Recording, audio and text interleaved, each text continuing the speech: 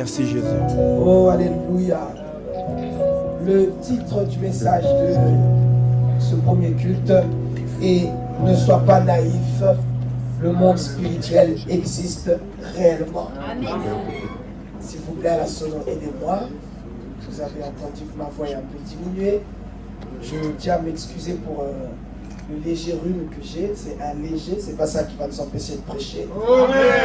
J'ai pas forcément attrapé froid, mais je peux le dire, ma femme n'est pas là. Du 1er janvier au 31 décembre, ma femme aime dormir avec un ventilateur. Ça l'endort. Et moi, je suis très frileux. Alors, de temps en temps, comme on fait des concessions, Océane L'amour supporte tout, même les ventilateurs. J'ai donc attrapé froid. Par amour. Amen. Que Dieu te donne un mari qui peut attraper le rhume par amour. Amen. Et ton amen, pourquoi me dirais-tu crois pas? Amen. Est-ce que tu peux m'aider à répéter le titre à ton voisin? Ne sois pas naïf, le monde spirituel existe réellement. Change de voisin encore, dis-lui ne sois pas naïf, le monde spirituel existe. Ça existe réellement. Dis-lui c'est pas des blagues, ça existe. Qui dit Amen. Amen. Je nous invite, j'appelle la fille de Melchisedec, vous allez m'aider s'il vous plaît. Nous sommes dans Esther, s'il vous plaît. L'Ancien Testament, le livre d'Esther. Merci Jésus. J'ai 2 textes à vous proposer. 3, dirais-je même. 3 textes. Les 2 filles vont m'aider en lisant le livre d'Esther et je lirai moi-même Éphésiens.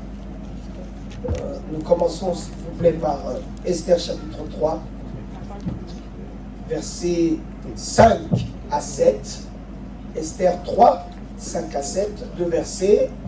Et une deuxième fille lira Esther chapitre 4, verset 16.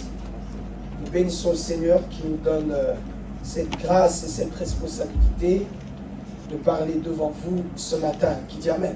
Amen. Merci également à Papa pour la confiance. Merci à tous les ministres. Merci à tous les diacres. Merci à toutes les diaconesses. Merci à tous les leaders. Et merci à toi également qui est là. Amen. Car si tu n'étais pas là, j'aurais peut-être prêché, mais j'aurais prêché à des chaises vides. Qui dit Amen. Amen. Le premier texte, s'il vous plaît, Esther chapitre 3, versets 5 à 7. Le deuxième texte, Esther chapitre 4, verset 16. Et je lirai moi-même Éphésiens chapitre 6, verset 12. Avant de lire, s'il vous plaît, cher Melchisedec, rappelez-nous les références que vous lisez. Merci. Allons-y. Esther chapitre 3, versets 5 à 7. Je lis au nom de Jésus. Et Aman vit que Mardochée ne fléchissait point le genou et ne se prosternait point devant lui. Il fut rempli de fureur. Verset 6. Mais il dédaigna de porter la main sur Mardochée seul, car on lui avait dit que de quel peuple était Mardochée. Et il voulait détruire le peuple de Mardochée, tous les Juifs qui se trouvaient dans tout le royaume d'Assyrus. Verset 7. Au premier mois, qui est le mois de Nissan, la 12e année du roi Assyrus, on jeta le pur, c'est-à-dire le sort, devant Aman, pour chaque jour et pour chaque mois, jusqu'au 12e mois, qui est le mois d'Adar. Parole du Seigneur. Amen. Esther 4, verset 16, je lis au nom de Jésus. Va rassembler tous les Juifs qui se trouvent à Suse et jeûnez pour moi. Ne mangez et ne buvez rien pendant 3 jours, ni la nuit, ni le jour. Moi aussi je respecterai un tel jeûne avec mes servantes. Et c'est dans ces dispositions que je pénétrerai chez le roi. J'enfreindrai la loi, et si je dois mourir, je mourrai. Parole du Seigneur. Je lis également donc Éphésiens chapitre 6, verset 12. En effet, dit l'apôtre Paul, ce n'est pas contre l'homme que nous avons à lutter, mais contre les puissances, contre les autorités, contre les souverains de ce monde de ténèbres, contre les esprits du mal dans les lieux célestes. Parole du Seigneur. Amen. Seigneur, ce temps est le tien. Nous te demandons encore une fois de régner en tant que seul et unique maître. Prends toute la place au nom de Jésus. Je demande l'onction, je demande l'autorité, je demande les mots, le tact, pour pouvoir transmettre à ton peuple ce que tu as déposé dans mon cœur. Oh Dieu, que rien de moi, que rien de mon intelligence, que rien de mes pensées, que rien de mes réflexions personnelles et actives puisse être transmis ce matin. Nous ne sommes pas là pour transmettre nos opinions, nous sommes là pour transmettre le message divin du Seigneur. Je commande maintenant à toutes les pensées d'être concentrées et captives à la voix de Dieu. Je bannis, je repousse et j'envoie dans les lieux arides tout ce qui est de la chair, tout ce qui est du sommeil, tout ce qui est de l'incrédulité pour empêcher, pour aveugler, pour ralentir la volonté de Dieu ce matin. Je ne parle pas qu'à des hommes, je parle à des esprits qui seront éclairés. Au nom tout-puissant de Jésus, viens encore nous inspirer. Nous avons besoin de toi, Père. Amen. Amen. Avant de t'asseoir, mais tu peux acclamer, c'est pas interdit. Mais avant de t'asseoir, répète à ton voisin, ne sois pas naïf, le monde spirituel existe réellement. Merci, je vous prie de vous asseoir. Gloire à Dieu. Pour aller un peu plus loin dans ma pensée, et pour essayer de l'organiser, chers frères et sœurs, vous devez savoir ou vous rappeler qu'il y a en réalité, selon la Bible, 3 types d'hommes. Numéro 1, ce sont les hommes animaux, dont l'apôtre Paul est en train d'expliquer qu'est-ce qu'un homme animal. Et si vous allez, pour ceux qui notent, dans 2 Corinthiens chapitre 4, verset 3, Paul parle de ces hommes animaux en disant, si notre évangile est encore voilé, il est pour ceux qui périssent. Verset 4, pour les incrédules, dont le Dieu de ce monde a aveuglé l'intelligence, afin qu'ils ne voient pas briller l'éclat que projette l'évangile de la gloire de Christ qui est à l'image de Dieu. Qui dit Amen. Amen. Paul est en train de nous dire que les hommes animaux sont des hommes qui, bien que vivants, ils sont morts. Sont des hommes qui, par leur incrédulité, ne comprennent pas l'évangile. Ce sont des hommes qui, frères et sœurs, parfois nous côtoyons au quotidien, qui disent, mais Dieu n'existe pas. Si Dieu existait, pourquoi y aurait-il tout le mal qu'il y a dans le monde? Les hommes animaux, frères et sœurs, sont des hommes qui, à l'heure où nous parlons, sont en train de dormir. Parce qu'ils disent qu'ils ne croient rien. Ce sont des hommes qui, lorsque nous leur parlons de Dieu, ils disent, non, je suis athée. Toi et moi, on connaît des gens comme ça, oui ou non? Non, je suis athée, je ne crois pas. Alors la Bible les appelle des hommes animaux. Ah. En d'autres termes, bien qu'étant vivants, ces hommes sont morts. Ces hommes n'ont pas Christ en eux. Ces hommes, bien qu'étant vivants, le diable les voit comme des proies faciles. Oh, malheur à toi, frères et sœurs, si tu es dans ce cas-là ce matin. Car sache que pour le diable et ses démons, bien qu'étant une femme qui t'est maquillée, bien qu'étant un homme qui a mis un beau costume, mais si tu es dans la catégorie des hommes animaux, sache que le diable peut jouer de toi comme il veut. Sache que le diable peut te manger comme un être humain mange des brochettes. Sache que le diable peut te manger comme un être humain mange des acras. Alors ne croyez pas que parce que tu n'es pas touché par le diable, qu'au final tu te dis non, Dieu me protège. Dieu ne te protège pas. C'est le diable qui te fait grâce. On est ensemble? Amen. Dieu ne te protège pas. C'est le diable qui te fait grâce. Ah. Comme mon fils Mathieu qui peut m'apporter un beau plat d'acra. Il y en a une centaine. J'en mange 3. Et les 97 autres, je les laisse. Est-ce qu'on peut dire c'est parce que j'ai plus faim? Non. Est-ce que ça veut dire que c'est parce que les autres acras, je les aime pas? Non. Est-ce qu'on peut dire que c'est parce que ceci, cela? Non, rien à voir. C'est juste que je fais grâce aux 97 autres acras. Qui m'entend? Est-ce que vraiment vous m'entendez? Amen. Les hommes animaux, frères et sœurs, sont des êtres humains qui ne marchent pas selon Dieu. Ils n'ont même pas Dieu dans leur cœur. Ça, c'est la première catégorie des hommes. Il y a une deuxième catégorie, chers frères et sœurs. Ce sont les hommes charnels. Des hommes qui sont chrétiens. Des êtres humains qui aiment Dieu. Qui chantent peut-être qu'ils servent même. Peut-être même qu'ils ont des responsabilités à l'église. Mais bien qu'étant en Christ, bien qu'ayant reçu Christ dans leur vie comme Seigneur et Sauveur, ils restent charnels. En d'autres termes, ce sont des hommes qui restent guidés par leur chair.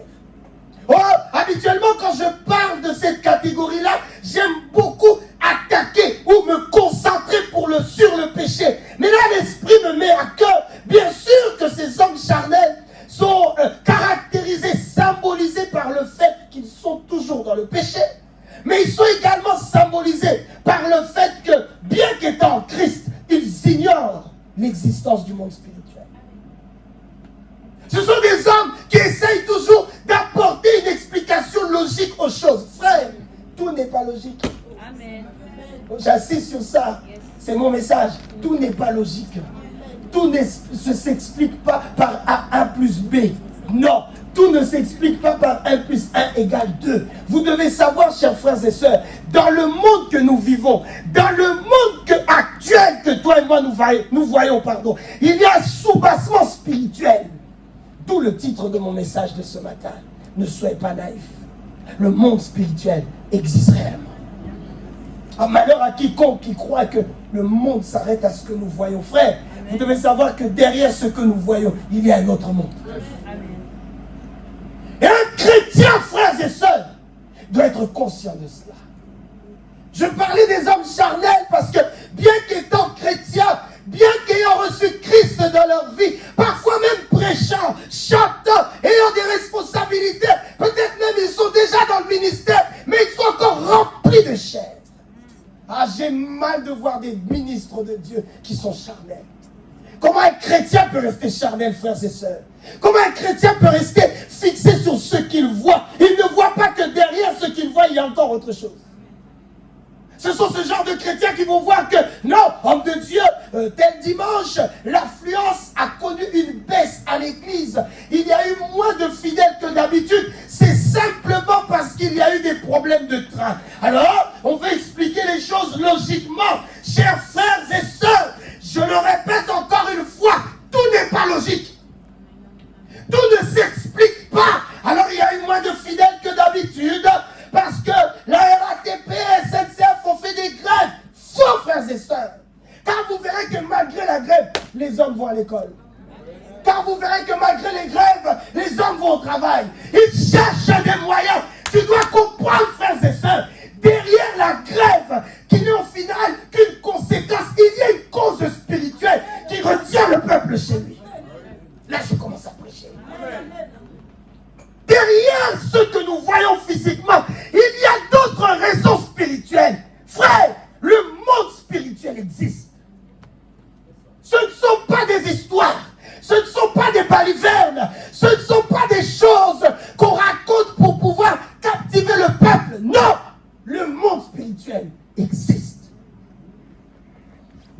Chers frères et sœurs, et j'estime que les hommes charnels représente la plus grande maladie de l'église des temps de la fin.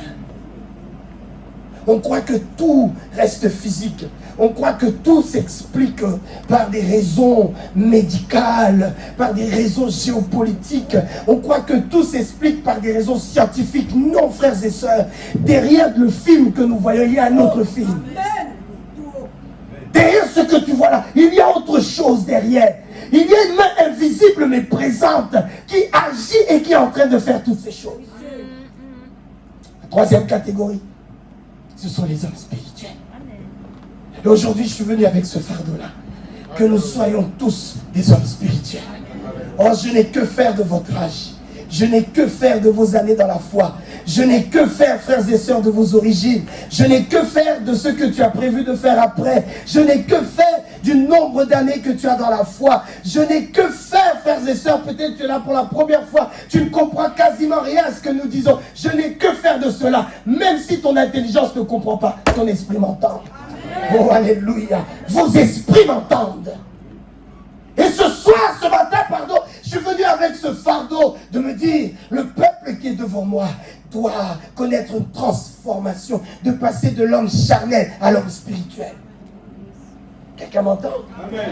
L'homme spirituel, frères et sœurs, comme son nom l'indique, ne marche pas selon la chair, il marche selon l'esprit. Il ne marche pas selon ce qu'il voit. Il ne marche pas selon ce qu'il sent. Non, je sens qu'il fait froid. Non, je sens que les gens sont frileux. Non, je sens que. Il ne marche pas selon ça. Il marche selon l'esprit. Il marche selon ce que l'esprit met dans son cœur. Il marche selon la conviction. Lorsque j'avance un pas, je ne le fais pas seul. C'est que l'esprit m'y a autorisé. Est-ce que quelqu'un m'entend? Chers frères et sœurs, les hommes spirituels sont sensibles au monde spirituel. Les hommes spirituels ont conscience que derrière la partition, si vous me permettez la métaphore, que nous voyons, derrière le monde que nous voyons actuellement, derrière le déroulement des scènes que nous voyons, il y a un autre film derrière. Je crois ici, nous avons tous vu des pièces de théâtre. Alors tu peux imaginer, frères et sœurs, que derrière la pièce, les acteurs que tu vois jouer maintenant, derrière le rideau, il y a un autre scénario qui se joue en même temps. Il y a un autre scénario qui se joue. Chers frères et sœurs, toujours pour introduire mon propos, les amis, vous devez savoir que entre le monde spirituel et le monde physique est dominé par le monde spirituel. Pour celles et ceux qui notent, notez ceci. Le monde physique est dominé par le monde spirituel. Le monde que nous voyons, le monde visible, est dominé par le monde invisible. Que vous le vouliez ou pas, que vous soyez d'accord ou pas, chers frères et sœurs, le monde que nous ne voyons pas domine le monde que nous voyons. En d'autres termes, si vous permettez encore l'image, il y a des choses qui se font la nuit. Et ces choses-là qui sont faites la nuit influencent ce qui se passe la journée. On est ensemble? Que vous le vouliez ou pas, ainsi vont les choses. Ainsi est la vie. Si tu vis sur la terre des hommes, tu dois savoir, mon frère, ma soeur, qu'il y a des choses que tu ne vois pas. Et ces choses que tu ne vois pas influencent les choses que nous voyons. Ah, aujourd'hui, on va tout voir. Ah, ton amen me révolte. J'ai dit aujourd'hui, on va tout voir. Et ce qui se passe la journée et ce qui se passe la nuit. Pourquoi? Si nous avons des yeux physiques, c'est que nous avons également des yeux spirituels. Oh, alléluia. Et si Jésus a été capable de guérir des aveugles physiques, c'est que par le Saint-Esprit, nos yeux spirituels aussi peuvent s'ouvrir. Est-ce que je prêche à la bonne église à 10h ce matin? Mes amis, on doit tout voir. L'homme spirituel doit être éveillé physiquement, mais aussi éveillé spirituellement. Demande à ton voisin, est-ce que tes yeux spirituels sont ouverts? On demande-lui bien, peut-être il n'a pas entendu. Dis-lui, est-ce que tes yeux spirituels sont ouverts? Chers frères et sœurs, l'Église ne doit pas ignorer ces choses. Je disais il y a quelques minutes que l'homme charnel est la maladie la plus grave de l'Église des temps de la fin. Pourquoi? Parce que l'Église, en fait, a banni l'aspect spirituel. Hier, je parlais aux leaders et je disais, n'oubliez pas, malgré toute l'organisation physique qu'on peut avoir, malgré toute la logistique qu'on peut mettre en place, malgré tout le suivi qu'on peut vouloir faire, malgré le fait, doyen, on se dit, on veut mettre des lumières là, on veut faire ça, on veut mettre des chaînes sur le parking, on veut, malgré tout ça, n'oublions pas, frères et sœurs, que nous faisons avant tout un travail spirituel. C'est un travail spirituel, frères et sœurs. Ah, je ne dis pas que parce que c'est un travail spirituel, on ne vit plus sur la terre des hommes, ou du moins on doit oublier qu'on vit sur la terre des hommes. Donc on ne regarde plus l'heure. Hein? On commence le culte à une telle heure et on ne sait pas à quelle heure on termine. Non, ce n'est pas ce que j'ai dit, parce qu'on doit savoir également être équilibré. Qui dit amen? Mes chers frères et sœurs, vous devez surtout savoir qu'avant toute chose c'est spirituel. Comment pouvez-vous imaginer qu'un gourou, un charlatan, un sorcier qui ne fait que vendre du rêve aux gens vous allez trouver là-bas même des gens élevés en dignité dans ce pays ou dans d'autres pays du monde. Ils seront capables de quitter leur luxe. Ils seront capables de quitter leur confort pour aller voir un petit sorcier qui se trouve dans une forêt en Haïti, qui se trouve dans une forêt au Togo, qui se trouve dans une forêt où je ne sais où, dans un foyer sur un contrat doyen, ici à Aulnay-sous-Bois ou à Château-Rouge. Vous allez me dire que tout ça c'est de l'organisation? Vous allez me dire que tout ça c'est parce que la forme est bien faite? Vous allez me dire tout ça c'est parce qu'on a tout fait pour les attirer? C'est faux et archi-faux. C'est parce que spirituellement il y a une force qui les attire. À ton amen me révolte. Église, nous ne devons pas ignorer ces choses. L'église aujourd'hui méprise l'aspect spirituel. On se dit c'est une question d'organisation, c'est une question de sagesse, c'est une question d'intelligence. Frère, tes diplômes ont une limite. Et j'insiste encore, même les diplômes de théologie ont une limite. Frères et sœurs, c'est spirituel avant tout. C'est spirituel.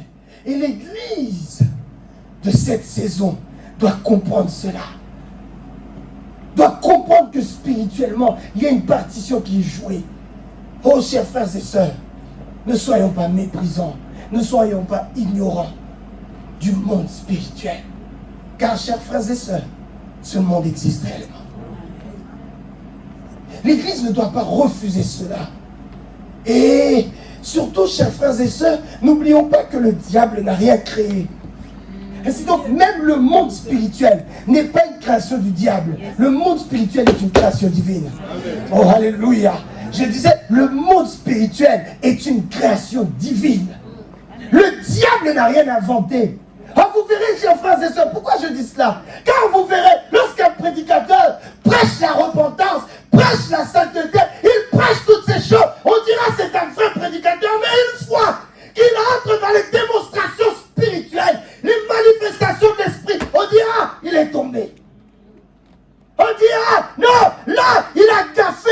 Il aurait dû rester dans la parole. Oh, chers frères et sœurs, une parole sans puissance, ce n'est pas l'évangile. J'ai dit une parole sans puissance, ce n'est pas l'évangile. Je le répète encore, une parole sans puissance, ce n'est pas l'évangile. L'heure est arrivée où nous ne parlerons plus seulement, mais nous parlons et nous envoyons le feu directement. Dans la main, on dirait je prêche par la bonne église ce matin.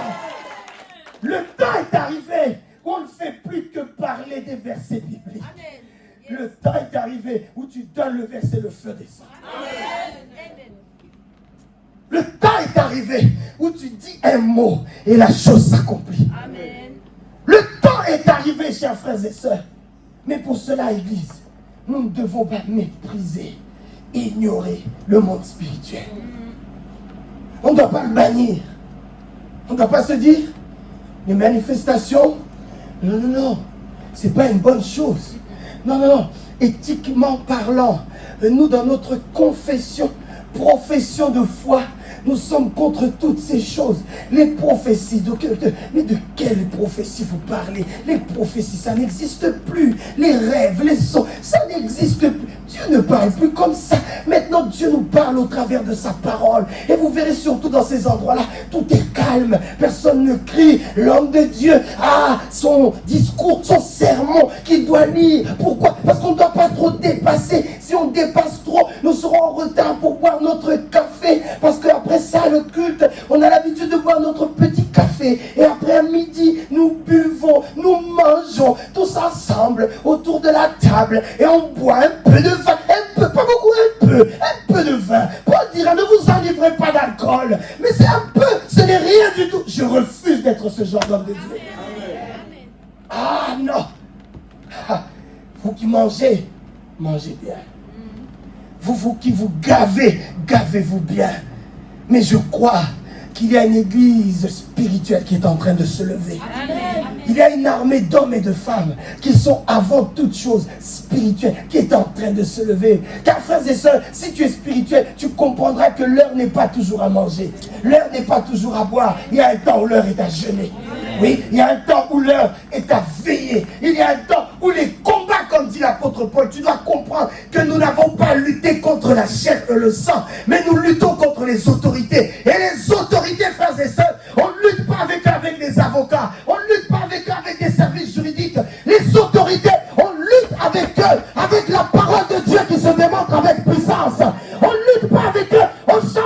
médecins, on lutte avec eux en prenant possession, en prenant autorité dans le monde spirituel. Est-ce que quelqu'un m'entend? L'Église ne doit pas mépriser ces choses. Oh, et vous devez savoir, chers amis, que depuis que le diable a été chassé du ciel, depuis que l'ange Lucifer a été chassé pour rébellion, depuis ce jour que le diable a été précipité sur la terre, avant même que les hommes ne soient, vous devez savoir que depuis ce jour-là, il y a une déclaration de guerre qui a été faite. Depuis ce jour, chers frères et sœurs, vous devez savoir que le ciel dans lequel, pardon, la terre dans laquelle nous vivons est devenue le théâtre, est devenue le champ de guerre, est devenu le champ d'opposition de deux forces. Pas physique, spirituelle. Quelqu'un m'entend? Pour ceux qui notent, notez cela. Depuis que le diable a été précipité sur la terre, cette terre est devenue le champ de bataille de deux forces spirituelles. La force spirituelle du monde des ténèbres et la force spirituelle divine. Je répète ce que je disais tout à l'heure. Que vous le vouliez ou pas, les choses sont ainsi. Que vous en soyez conscient ou pas, les choses sont ainsi. La terre dans laquelle nous vivons est le théâtre et le champ de bataille de l'opposition de deux forces. Pour ainsi dire et vulgariser les choses, les forces du bien et les forces du mal. Les forces neutres, ça n'existe pas. Amen.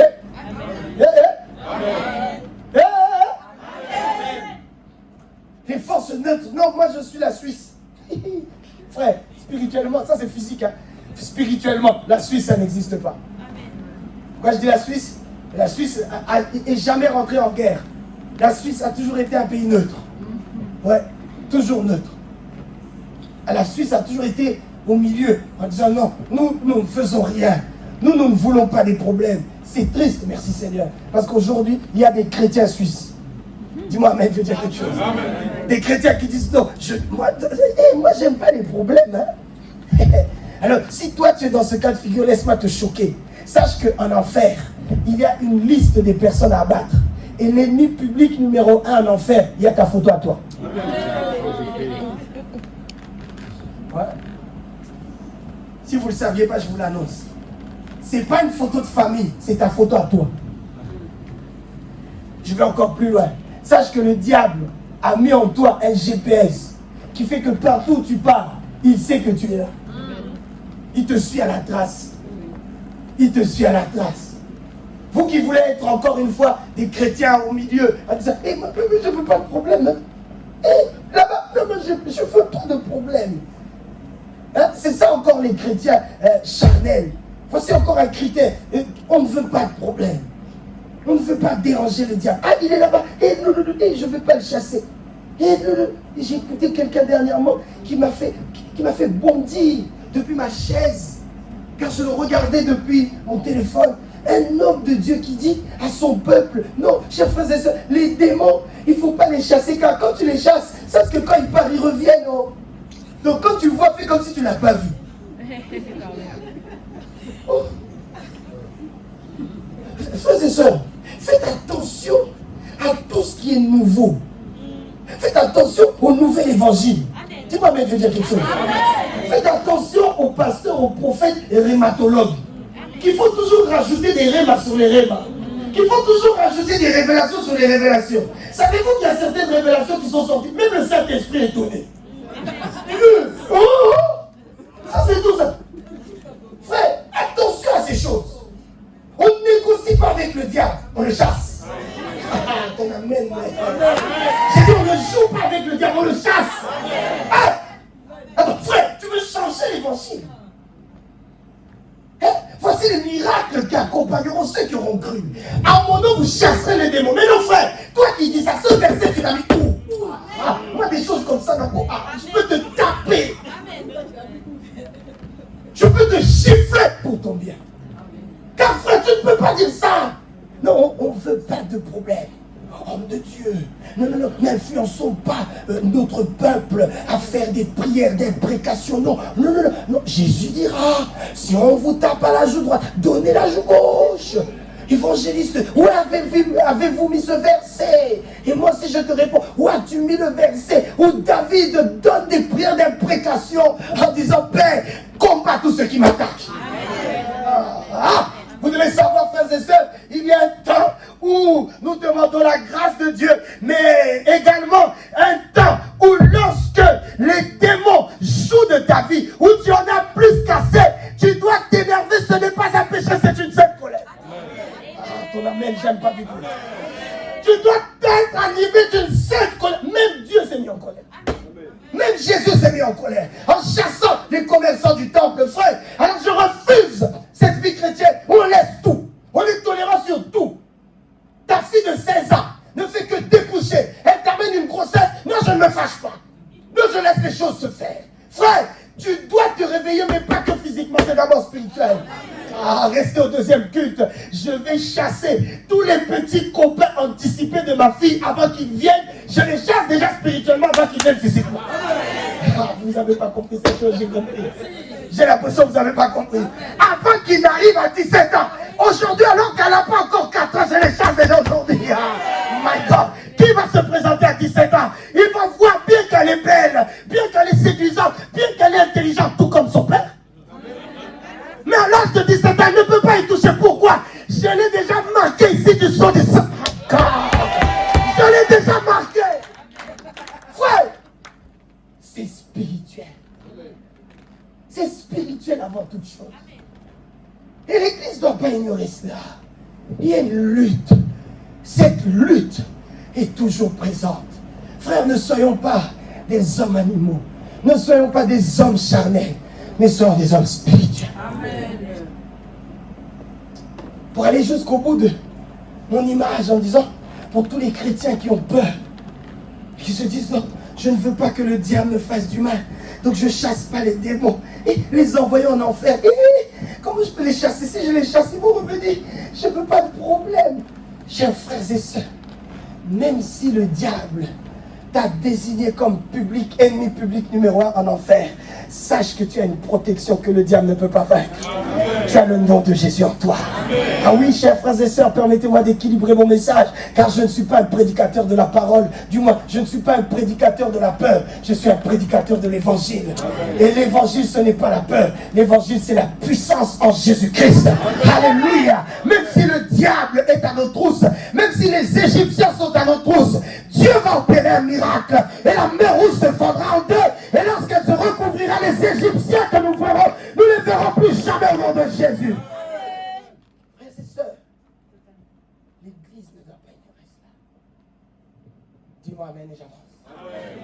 Évoluons, s'il vous plaît. Évoluons.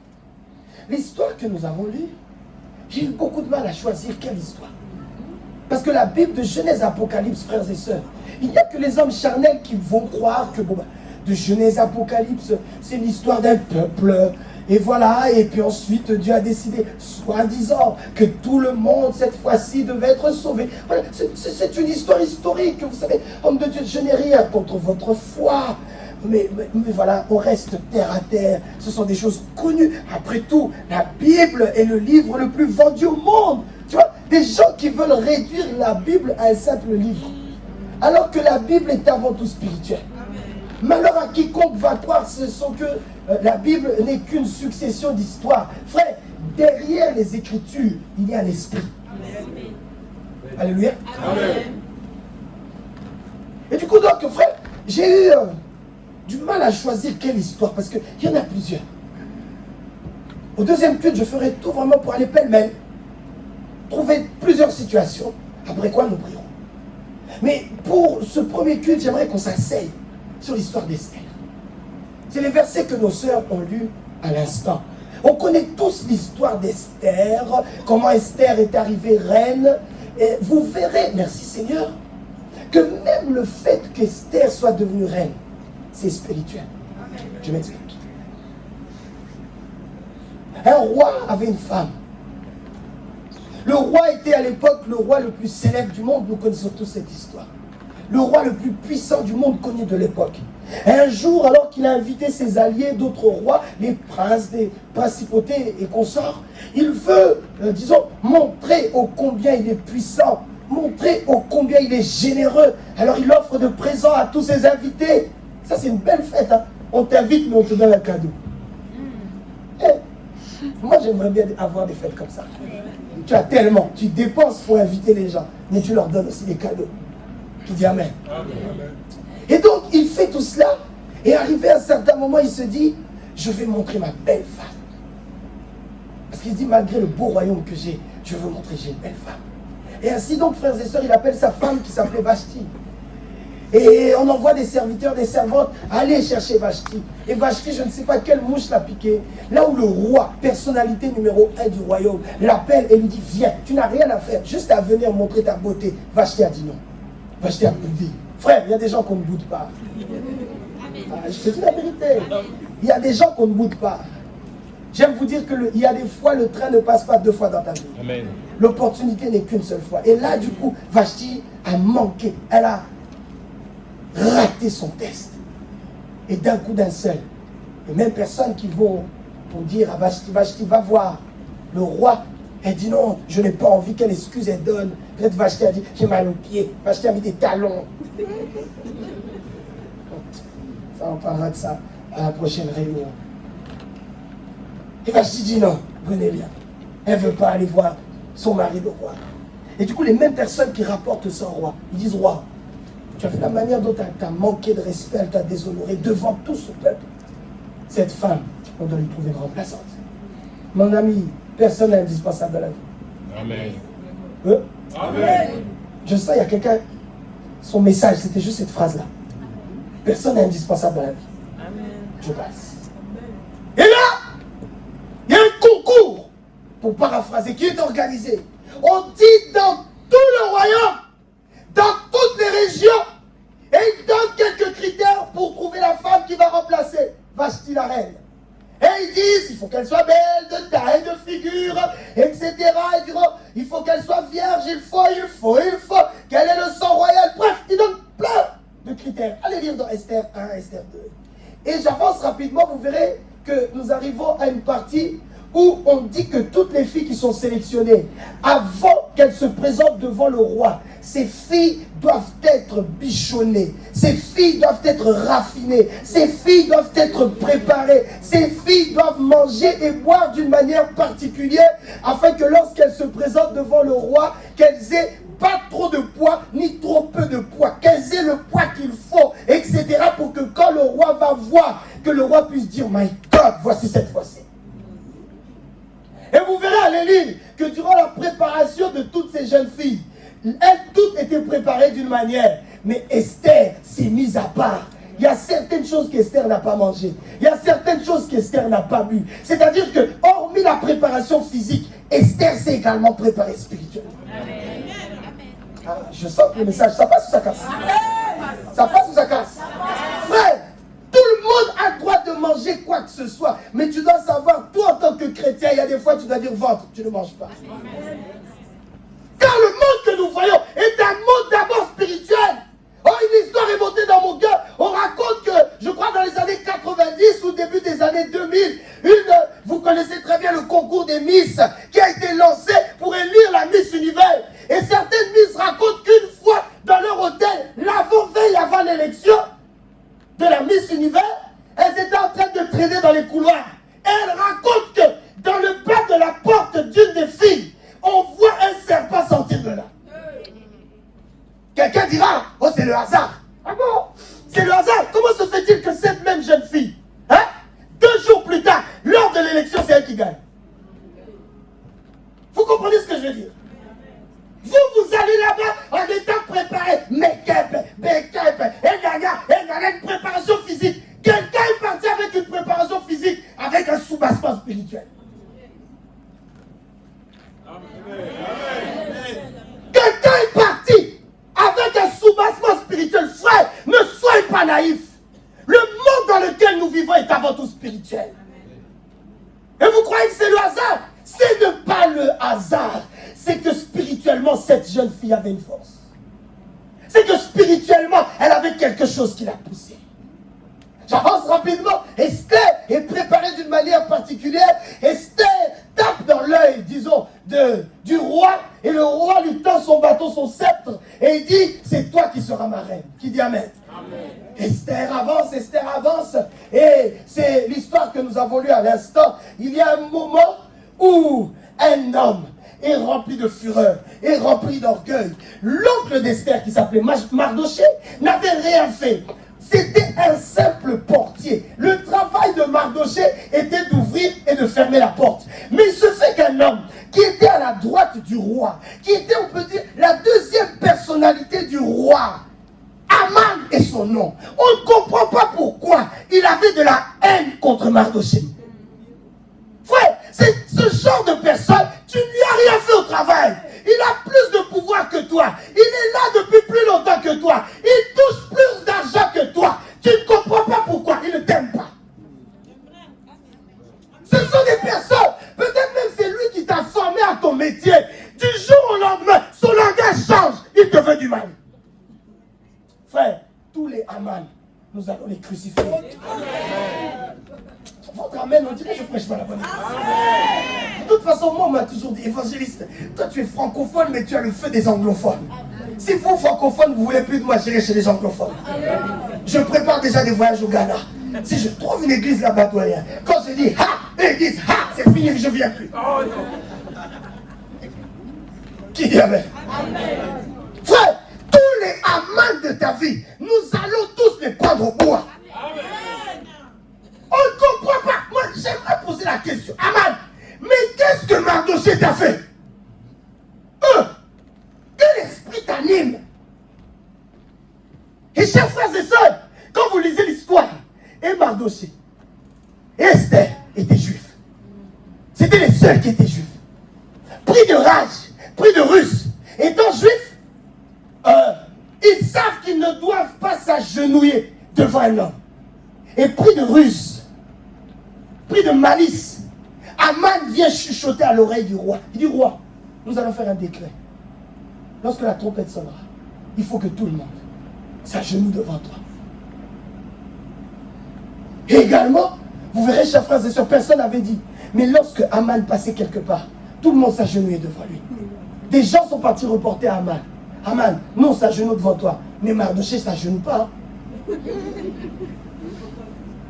On viendra dire des choses sur toi. Mardoché faisait son travail. Tout en craignant Dieu, il faisait son travail. Des gens vont colporter contre lui. Frère, tu dois comprendre, derrière le monde physique, il y a un monde spirituel.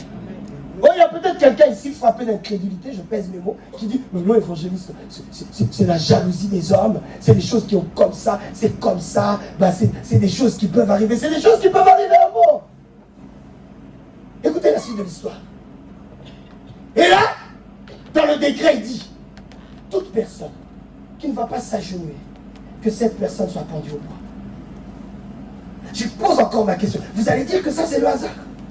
Parce que quelqu'un ne s'est pas agenouillé. Parce que quelqu'un est rempli de fureur et de jalousie contre quelqu'un d'autre. Il va jusqu'à faire un décret. Et la fin, la pénalité, si on veut être toujours dans le domaine légal, pour toute personne qui ne va pas respecter le décret, la pénalité est la mort. Et ma soeur, mon frère, tu vas me dire tout ça, c'est encore que le hasard. Tu vas me dire tout ça, c'est que la jalousie. Ah non, il y a une force spirituelle démoniaque derrière les Aman. Car frères et sœurs, même humainement parlant, quand tu as de la haine contre quelqu'un, si c'est que de la haine entre guillemets, je mets bien des guillemets humaines, cette haine va passer.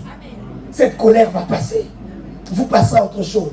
Mais là, sans cesse, il se dit, on va jusqu'à tuer la personne. Vous m'entendez? Et de là, c'est ce que les jeunes filles ont lu. On attrape Aman, pardon Mardoché, et on dit, toi tu ne t'agenouilles pas, tu dois être pendu.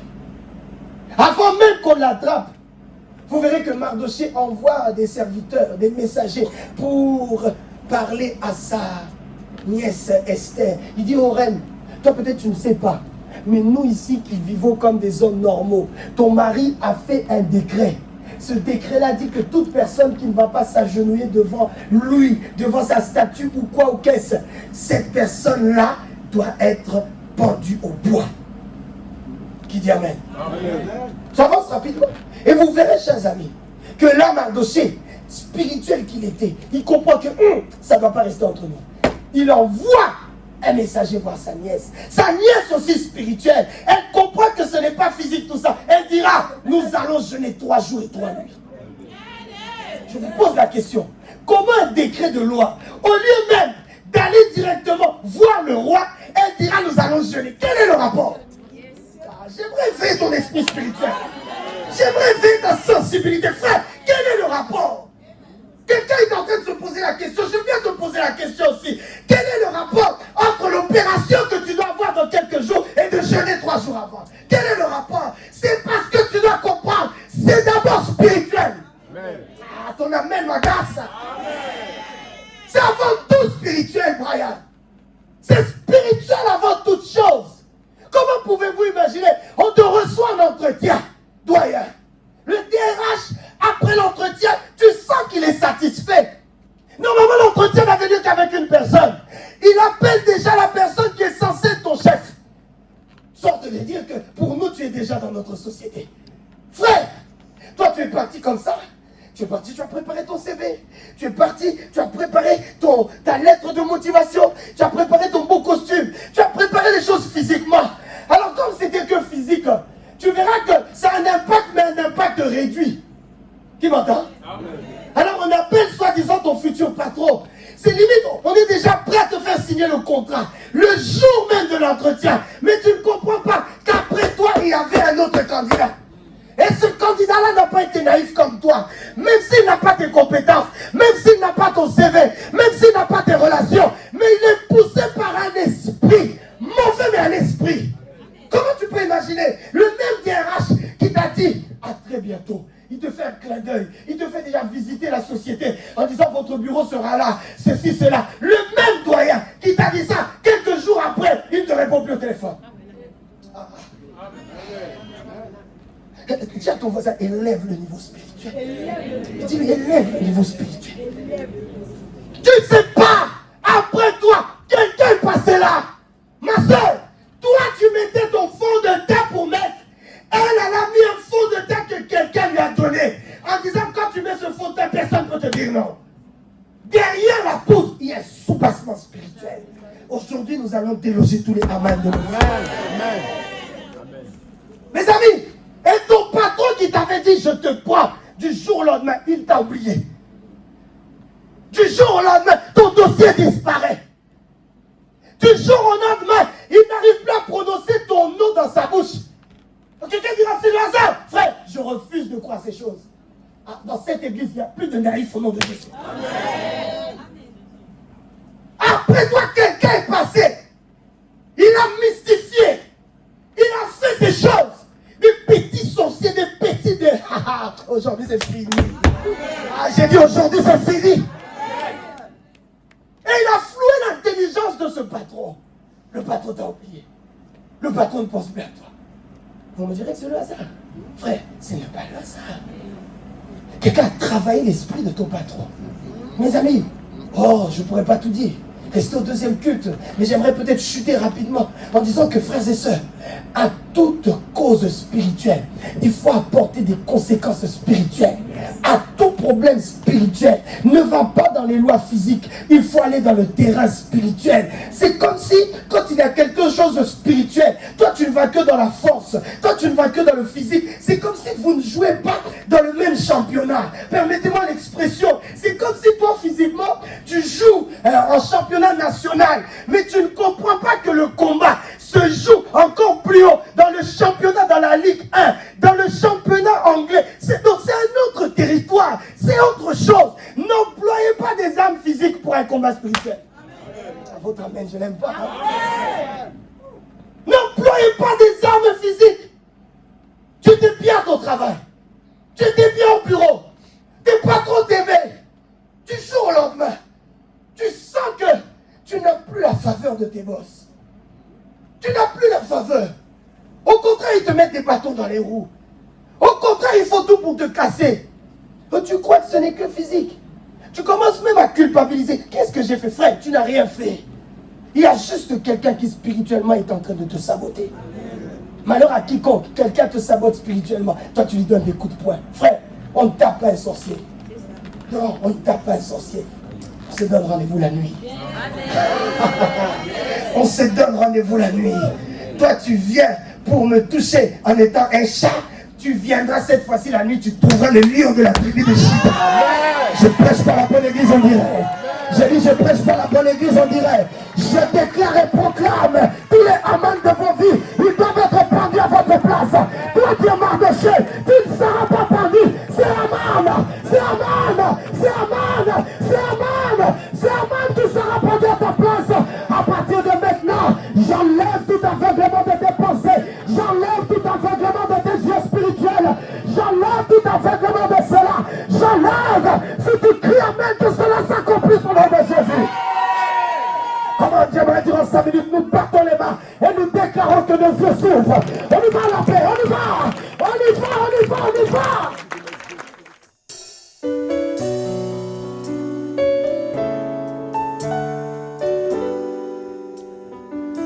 Merci Jésus.